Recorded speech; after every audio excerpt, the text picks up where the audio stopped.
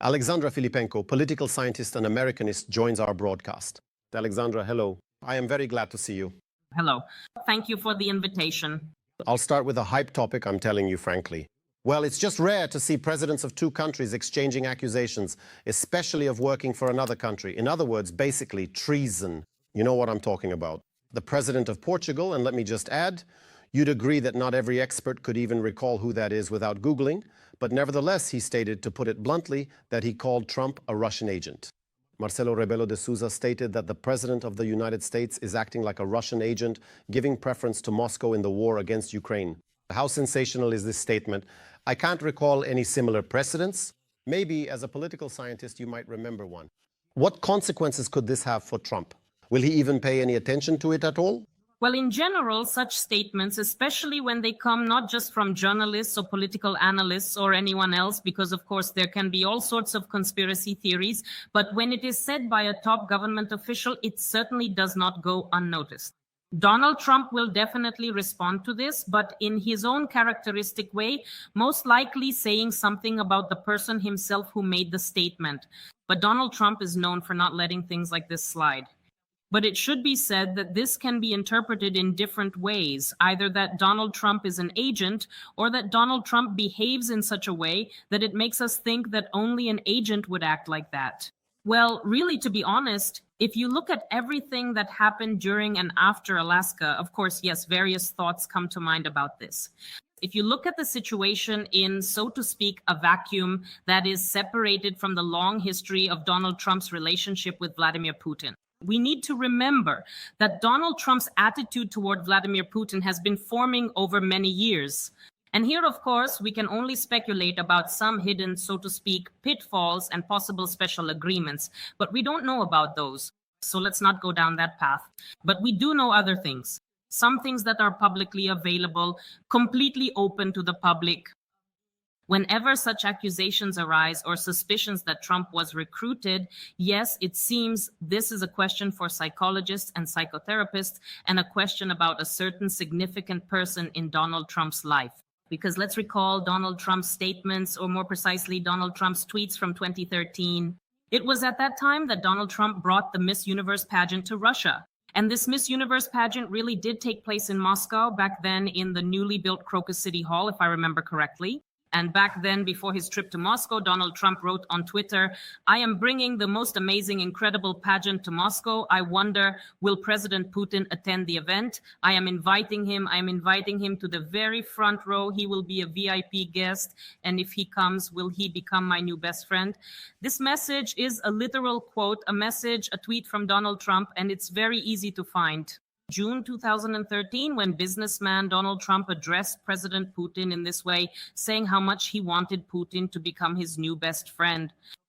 If he comes, will he become my new best friend? Donald Trump wondered. And I think this is where it all started. This is the foundation of his attitude toward Vladimir Putin. It's clear that Vladimir Putin has been in power for far too long. And back then, Donald Trump was still a businessman, and it seems he wasn't really planning to get involved in American politics yet. It should be noted that even in 2016, when Donald Trump became president, there were persistent rumors, even from people close to him, that he did not expect such success. He did not expect that in the end he would actually become president. He started his presidential campaign to boost his own ratings, maybe to gain something more for his business, but he certainly did not expect to move to Washington. But in fact, things turned out the way they did, and his personal attitude has been shaped since then, and it seems that this has a significant impact on Donald Trump.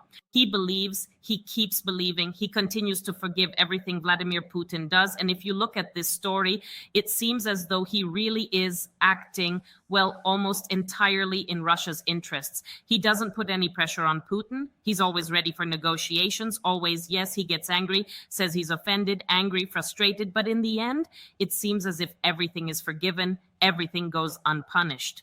Well, it seems to me that the root of it all lies in this personal, special relationship that Donald Trump, back when he was still a businessman, had toward Vladimir Putin, who even then appeared to Trump as someone truly special, the man who leads a nuclear power. In fact, I think that's it. That's the whole foundation, his attitude. Whether he will continue to forgive, we'll find out on Monday. Today, President Zelensky emphasized that the latest 2-week deadline announced by Trump, a deadline that no one pays attention to anymore, probably not even Putin, ends this coming Monday. What do you think? Should we expect anything from this coming Monday? What will Trump come out with? I think we should be watching what happens in Beijing. And it seems that this is exactly what the American side will be paying attention to. Because, on the one hand, yes, I completely agree with you that this is just another deadline. And it seems like we've already had 2 weeks, we've already had 10 days, we've already had 12 days, we've already had 50 days. How many more of these deadlines can there be? It's just impossible. It's the same thing over and over again. But if you look at this situation, it just so happens, or maybe not by chance, that the deadlines for those first 50 days and now the current ones coincide. It's supposed to be around the same time. In fact, those first 50 days were supposed to end at the beginning of September. And what is the beginning of September? It's a gathering in Beijing, let's say, of an axis of countries that oppose the adversary, the USA that stand against the USA. Of course, those gathering in Beijing include China, India, and North Korea. 26 countries are gathering in Beijing. To be precise, first there's the SCO summit, but also economic negotiations and so on. And then there are events dedicated to the 80th anniversary of the end of World War II in the Asia-Pacific region. And it seems that right now, Xi Jinping is, of course, acting very actively to bring together this axis and gather this group around himself. In general, the vigorous activity of Donald Trump literally pushed India into the arms of China. This was completely unexpected, clearly, for the American side. On the contrary, the American side hoped that they could pressure India and achieve something in trade negotiations. But it didn't work out because, as it turns out, and both Bloomberg and later the Wall Street Journal wrote about this, Xi Jinping some time ago, at the beginning of Trump's ultimatum to India, sent a certain secret letter to Modi promising his support. But I think that what's important and what a lot will depend on is how everything unfolds in Beijing. And depending on that, Donald Trump may come out with something or he may not. Well, looking at how Vladimir Putin is presented there, how the Russian delegation is represented, how high level it is, how he appears there, so to speak, whether he is just some person standing off to the side, just another figure who has come to pay homage to Xi Jinping, or whether he is truly an equal partner and so on. This will, of course, depend on the leader of China. It doesn't depend on Vladimir Putin because in reality, Vladimir Putin is indeed going to pay homage to Xi Jinping. Now, it depends solely on China how Putin will be perceived. But in any case, for Trump, the main task right now is not to spoil relations with China. He really does not want to damage relations with China. Donald Trump wanted to put pressure on India, to pressure India, including forcing India to give up Russian natural resources. Well, Donald Trump thought he could pull it off. But it's not working out that way. Nothing is working out right now. Because now we're finding out that, as it turns out, China has entered the game and China has been sending some secret letters to Modi. Actually, I think a lot will depend on how the situation develops in Beijing. And then Trump will decide whom and how he can pressure. Or he might let it slide and announce yet another deadline, another month or however long. That's entirely possible. Why not? He could come out and say that he prevented it, that once again he's a peacemaker, that he prevented a war between India and China, longtime antagonists, and that in fact he's now thrown India, Modi, into the arms of Xi Jinping. And Trump has let it slip several times. He sent signals that he wouldn't even mind coming to that disgraceful parade of dictators. Yes, to that Ole parade. But apparently China is turning him away. Don't you think so? Because there was information that Washington had requested a phone call with Beijing several times, but was refused. So what kind of game is Xi Jinping playing with Trump now, basically leaving him in the hallway for the time being? Exactly. And China, in every possible way, here I would actually quote Marco Rubio, the US Secretary of State. China helps Russia exactly up to the point where it gets caught red-handed. And so China is playing its own game. He is indeed building his own axis and is truly, as frightening as it may sound, one of the main beneficiaries of the war. Because China, just look, receives cheap natural resources from Russia at huge discounts. Russia is willing to sell, just to sell, just to sell, just to sell. And apparently Putin will ask China to buy even more. At the same time, China is selling everything to Russia because European markets are closed, Latin American markets are closed. Russia is buying everything it needs, from machinery, cars, and so on, to food products. So there you have it, China. pharmaceuticals and so on and so forth. So there you have it, China. Everything is being purchased from China. What a profitable deal China has right now, how well everything is going for them. So either the US has to offer China something truly extraordinary, something very beneficial for China in business relations.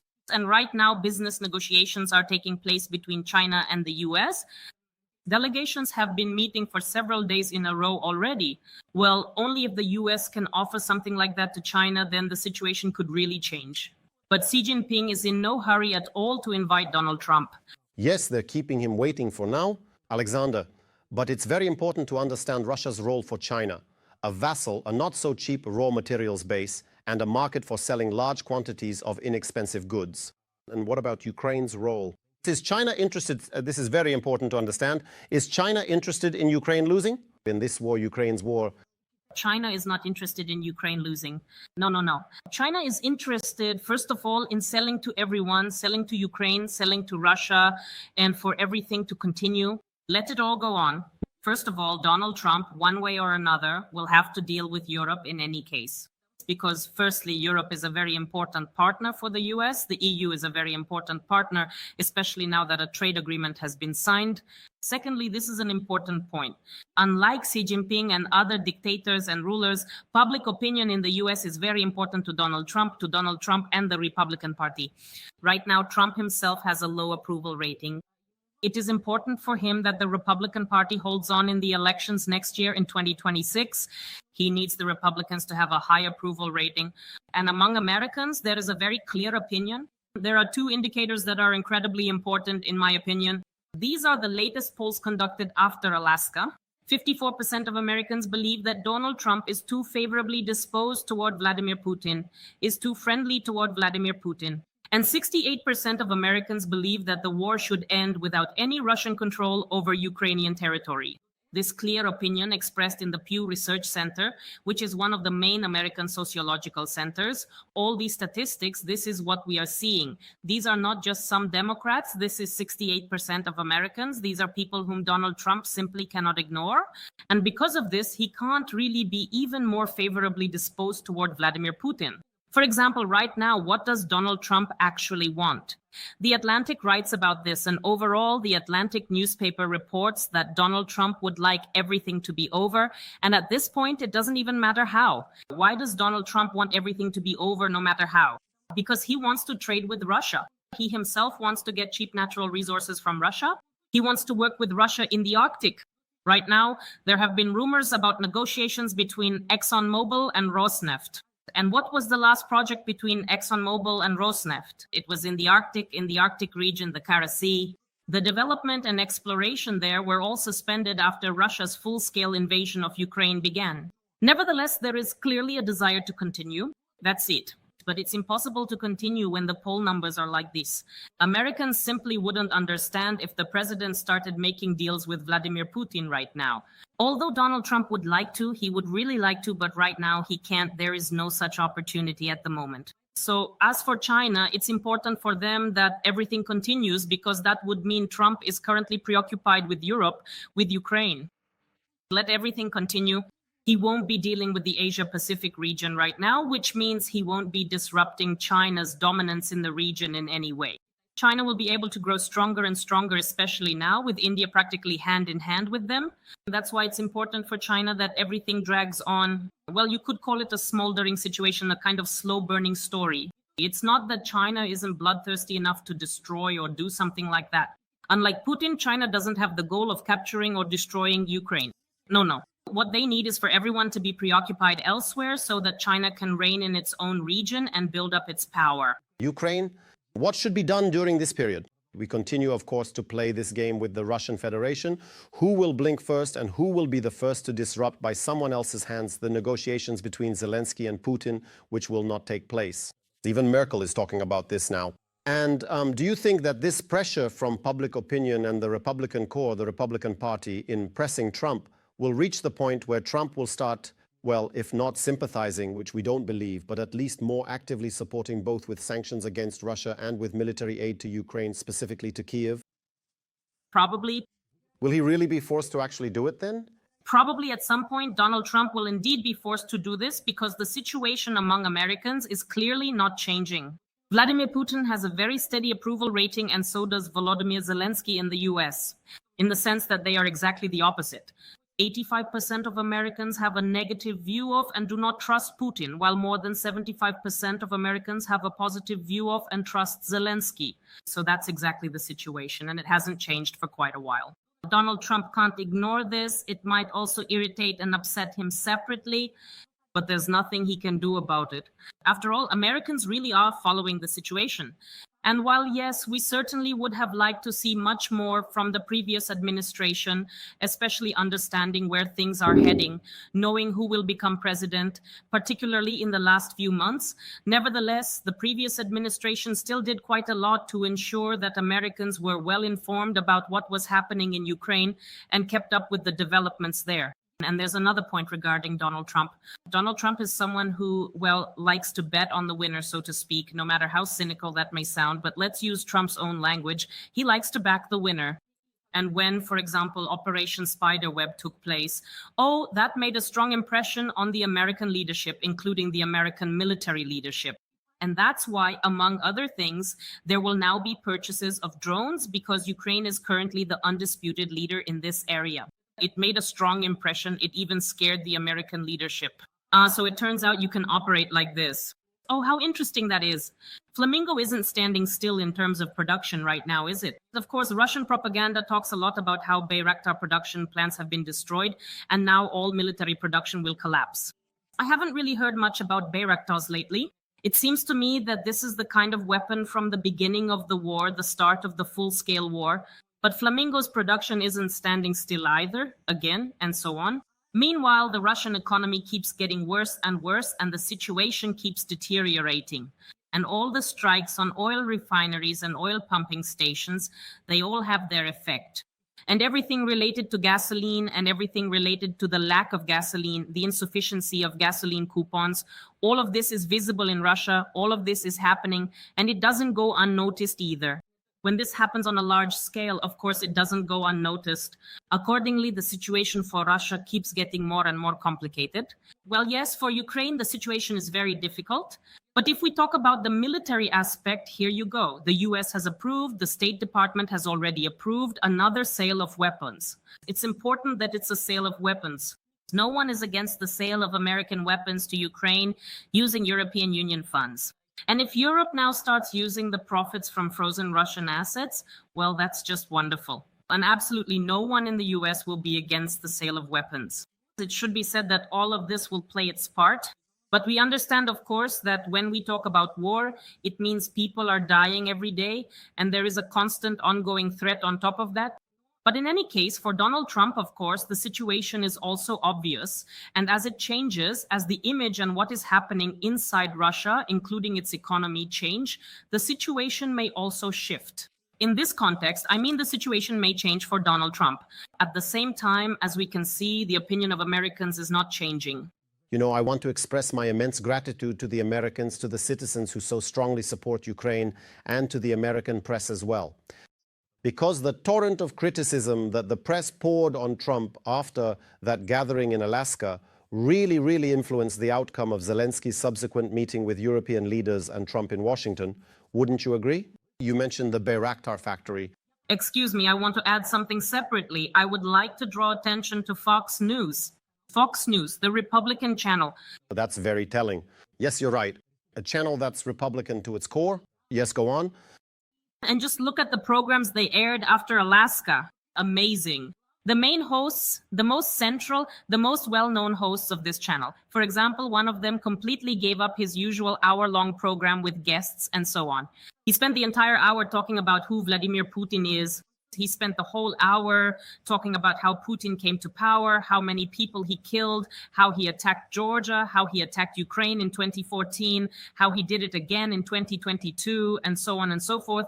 Fox News was basically just educating people. It's absolutely incredible. And it should be noted that a large number of experts who have appeared there recently include CIA employees, State Department officials, people you definitely wouldn't suspect of being liberals.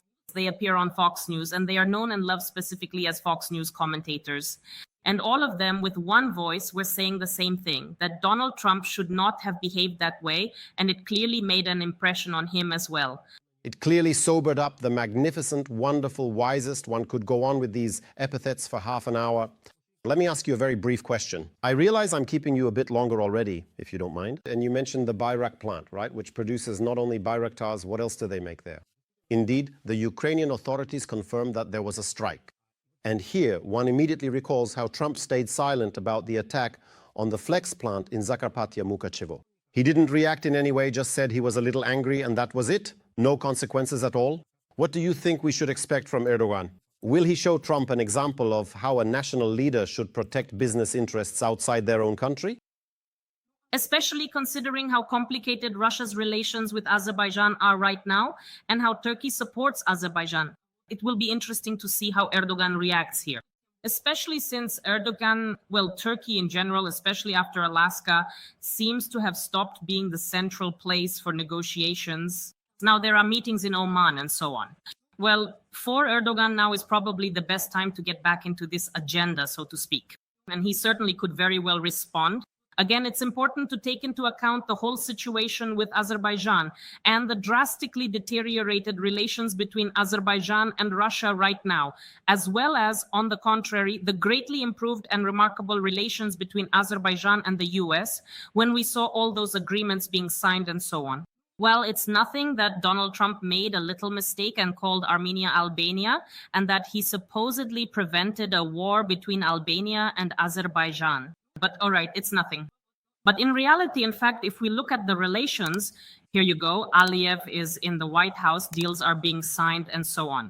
That's why, for Turkey, this is certainly both a reason and an opportunity to make a strong statement and once again step forward to show that Turkey can have its say, especially regarding the war between Russia and Ukraine. We'll be eagerly awaiting Erdogan's response, especially considering another major fact, the family ties between Erdogan and the owner of Bayraktar company. He is, if I'm not mistaken, his son-in-law, so, well, blood is thicker than water. So they'll probably sort things out there quite seriously. And now, this really is the last question. We started with conspiracy theories, so let's finish with one too. Don't you think that, given Trump's low approval ratings, his unpredictability, and the fact that he could actually lead the Republican Party to defeat in the next midterm elections, and that, in my opinion, the Democrats won't even have to try hard to win, that Trump's own people might quietly sideline him a bit? I'm talking about what to me was an unexpected statement from J.D. Vance, his vice president, that in the event of a tragedy, what kind, it's not clear, he would be fully capable of handling Trump's duties both as president and as commander-in-chief.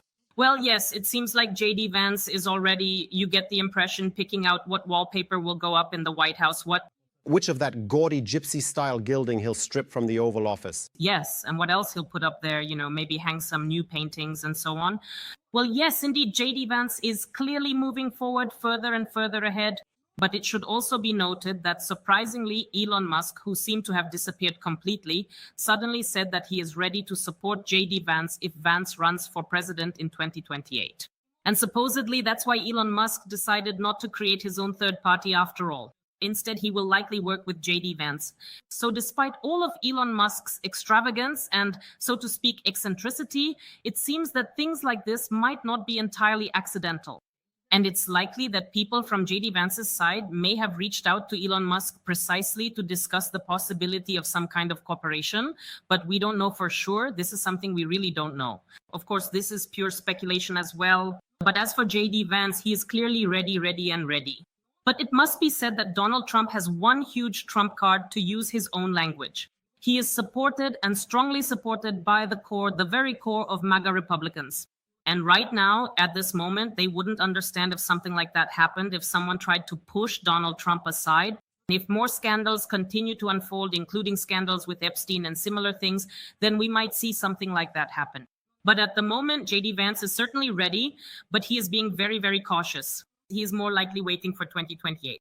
Well, it's clear that he wants it, but, let's hope these aren't just some amusing false starts for him in this case. Thank you so much, Alexandra.